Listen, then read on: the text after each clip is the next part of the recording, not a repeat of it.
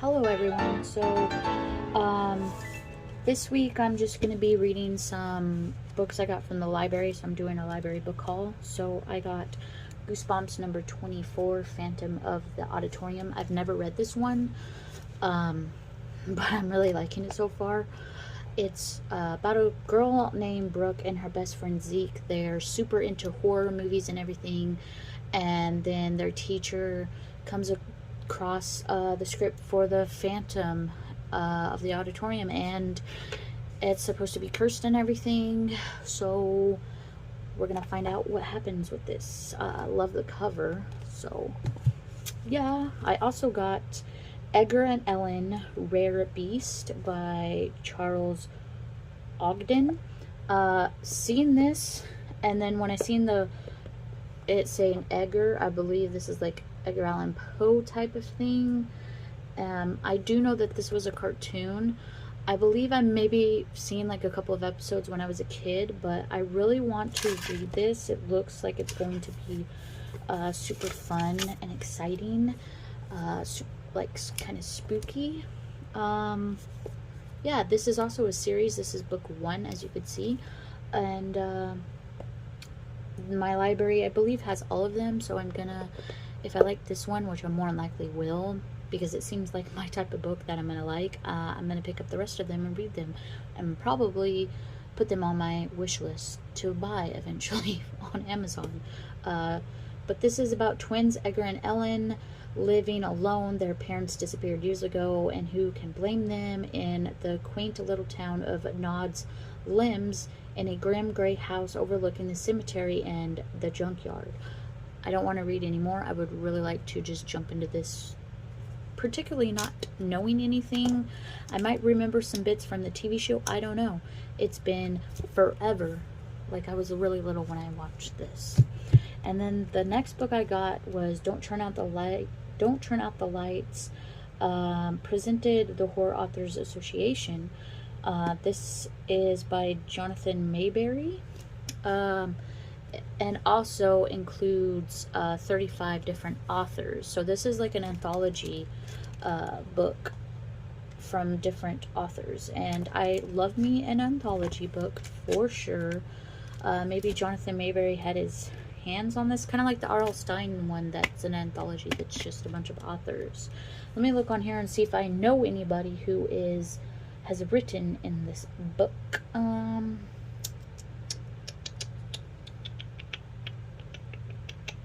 Stein has got a story in this. Of course he does.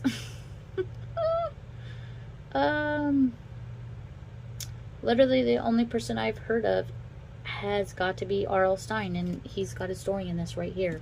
I don't know what his story's called. Is there an index in this? Let me see if there's an index in this.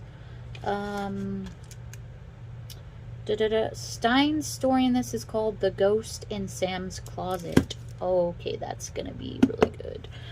So this is an anthology. I've seen a couple people read this during some spooky seasons, and I've been feeling really in the spooky mood, so that's why I've been picking up some really spooky books. So I've been reading like some spooky summer books and stuff. So yeah, these are the 3 books I'm probably going to be reading during this week. They're due back on the 2nd of August. I have already started Phantom of the Auditorium. I am on chapter 7, page 31. Bonnie's doing sprints, which I should be doing right now, but I'm starting this vlog and everything. But these are the books that I'm going to be reading this week. I do have this one on audio, so I'm going to be hybrid reading it, because I don't know if I can finish all of them before time's up. I mean, I can always renew this book if I have to. We'll see what happens, but if I want to like really spook myself and read this at night, I do have the audio for Don't Turn Out the Lights. So yeah, I'm super stoked and excited to read these. Let me know if any of y'all have read these. Let me know if any of y'all actually watched Edgar and Ellen, the TV show, because I would really like to know if anyone ever watched this. I think I liked it because of the kind of the art style reminds me of Invader Zim / Tim Burton. I think that's probably why I gravitated towards this, because I'm a huge Tim Burton fan. So yeah, those are the books. I am really excited. I was supposed to drop this Thursday my August TBR, but I think I might do that for my first video in August because I don't know what I'm going to read. I think I might just mood read and pick randomly off of my own TBR again. But yeah, I'm going to get off here. I'll chat with y'all later, and bye.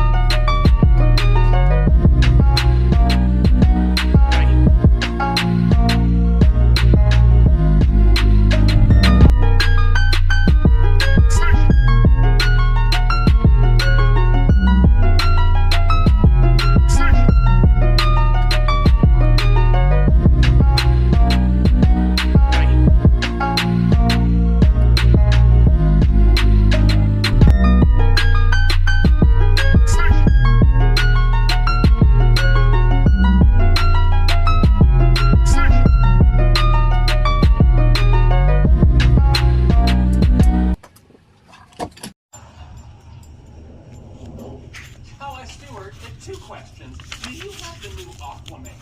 And do you mind if I use your back room to smoke some weed? Since it's you asking, I'm gonna guess that's not a euphemism. Why are you reading Aquaman? I am trying to make Amy a historically accurate Little House on the Prairie dinner for her birthday, and I want... Hello, Bikini Bottom. I just finished the Phantom of the Auditorium, and I totally guessed who the person was. It wasn't really hard to guess who it was. If you read enough R.L.Stine, you'll figure out how he does his books, his endings, his plots. I truly love this book. I'm gonna give it a 4.75. It's not quite a 5 stars, only because yes, I kind of did guess it. This was really good. I really saw myself in the main character, Brooke. She wore glasses. She hung out with a boy all the time, who was her best friend. They both loved horror. That was me. When growing up, I never hung out with any of the girls because I never got along with any of them. I always got along with the guys because growing up with all brothers basically until my sister came along. So yeah, Phantom of the Auditorium was really good though. I love that Zeke was trying to figure out who the Phantom was, and they ended up finding this homeless guy that was staying in the basement of the school, basically.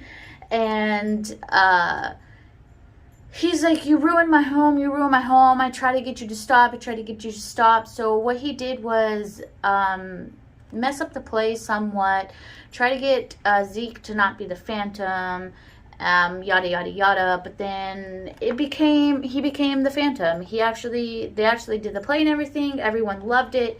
The teacher's like, oh, I loved your changes to the script and everything, Zeke. And he's like, what? Someone knocked me out. It wasn't me.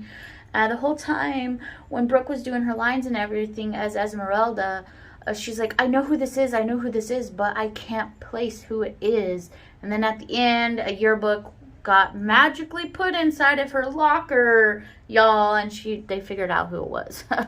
And like, I was like, okay, this has got to be y'all's new friend who just moved to school like 2 weeks ago. But hands down, really like this. I understand why people like this. One of my best friends, Alicia, she said this was her favorite Goosebumps growing up. I can really see why she liked this book. This was really good. And it was kind of R.L.Stine's twist on the Phantom of the Opera. And I really, really enjoyed it. And I liked the way he went about this with freaking having 12-year-old kids do the play and everything, which was really cool. I really and truly enjoyed it. So 4.75. Yeah, I don't know. I might not rate it right now, and I might just rate it a 5. I don't know. We'll see what happens though. But I'm going to be picking up Edgar and Ellie next. Rare Beast. That's my next read. I sadly didn't read last night on my Kindle, so I broke my Kindle streak. I almost had a full freaking month of reading on my Kindle, but I didn't read last night. I started reading Phantom of the Auditorium during Bonnie Sprints, and then I helped my mom a little bit with dinner. Then we had dinner, and then I read a Toy Story book to my son, and then he fell asleep, and then me and my husband watched Wayne's World, because we try to do a movie night every time he's off. So we watched Wayne's World last night. Last night was my pick, and I just wanted to watch Wayne's World, and I totally forgot to read my book. What I'm reading on Kindle is My Haunted House by Angie Sage. It's really cute so far. It kind of reminds me of Hotel Transylvania in some way. Her uncle's name is Drac. He's like kind of like a scientist. She wants to find ghosts. Her aunt is like this grumpy old woman, basically. But I'm really enjoying it. I'm trying to read that one at night. Yes, it's through the library too, so technically I could read it during the day because these are my library books that I'm reading this week. Yeah, I am reading that one also. I'm not that far into it. I'm maybe like 8 pages into the book, I think. Maybe even more. I don't know. Sorry, I keep looking over there. My neighbor is being weird with his dog. Anyways, but yeah, gonna pick up Edgar and Ellie. I'm gonna start it today, and I don't know, I don't know how far I'm gonna get into it, but this was really good. I recommend picking this up. If you've never read a Goosebumps book and you want something that's kind of Phantom of the Opera-esque and with a little creepiness, I recommend this book. It was really good. I think y'all would really like it. It's still not beating the spot out of my favorite Goosebumps book, which, if you're new here, my favorite Goosebumps book is Werewolf at Fever Swamp. I love that book. So I'm gonna get off. Gonna start some Edgar and Ellie. Before I start Edgar and Ellie though, I'm going to finish a Reader in Time's new reading vlog, because I started watching a little bit of it while I was finishing Phantom of the Auditorium, and I want to finish that reading vlog, then start Edgar and Ellie and see how far I can get into Edgar and Ellie today. Today is Tuesday, July 25th. So yeah, awesome. I'm gonna get off here and I will chat with y'all later.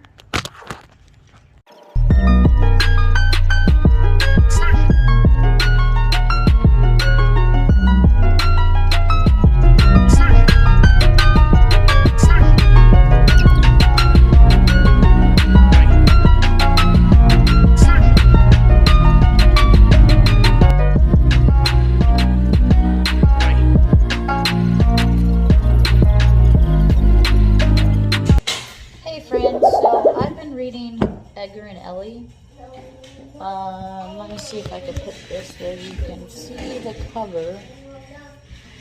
I've been reading Edgar and Ellie.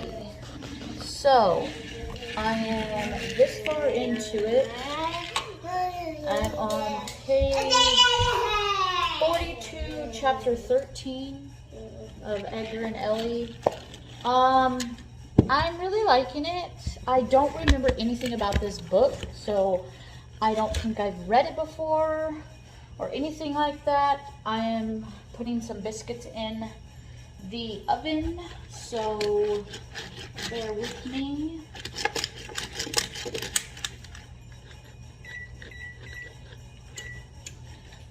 And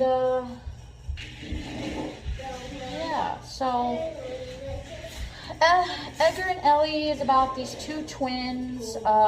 Something happened to their parents a long time ago, so they're basically by themselves.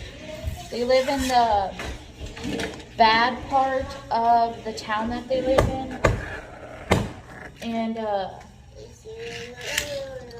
like past the cemetery and all that. So they live in that part of the town. They are very mischievous. They just go and pull pranks on each other all the time. They pull pranks on people in the town. Like right now, the chapter I just passed, they were pulling, or they were stealing everyone's pets in town to make them exotic animals, like strange and weird animals, so they can sell them to like tourists and everything, or sell them to other people. And that's all that's been happening so far inside of the book. So yeah, I think I remember watching it. Sorry for all that noise. My son's dragging his cars across the freaking counter. I remember watching the cartoon a little bit. If you're curious about the cartoon, I know you can watch some of the episodes on YouTube. Someone uploaded them. So yeah, that's pretty cool. I'm looking for another cookie sheet. I don't know what my mom did with her other cookie sheet. Having things flying at me isn't fun. Because I'm supposed to do 2 cans of biscuits, but this one's full. Yeah, so Edgar and Ellie, so far, it's probably going to get a 4-star for me. So far, it's a 4-star, which I'm really liking it. So I'll probably pick up the rest of the series. What I mean by exotic pets, this is what they did to someone's pet. They painted it and then put some weird shit on top of it. As you can see, they're very strange kids. Their pet is this fuzzy little thing. I would show you, but the library sticker is covering most of the box. That's their pet. And they call him Pet. They don't have a specific name for him, they just call him Pet. But this is really good. I'm thoroughly enjoying it. I was watching Ghost Adventures reading this, and then my son wanted to watch cartoons, so I put on Craig for him, and then I started listening / watching Whitney's videos, because Whitney is a comfort YouTuber for me, so I like watching her.